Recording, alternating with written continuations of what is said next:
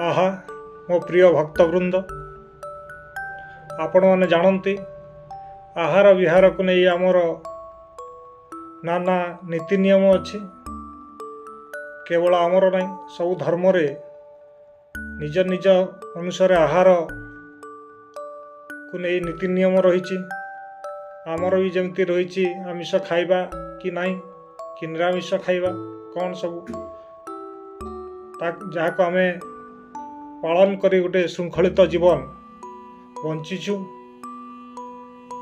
आबे तो जानी लोक सब डायटीशियन उपरे निर्भर कर हॉस्पिटल डायटीशियन रही कौ रोगी कौन खाइब से व्यवस्था होची चाकरिया माने भी बा धनी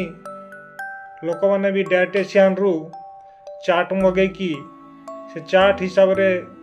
दिन रे कौन खाइबे राति रे कौन खाइबे जलखिया कौन खाइबे से सबू रही आमे भी आम भक्त को सही कथा कहूचु जे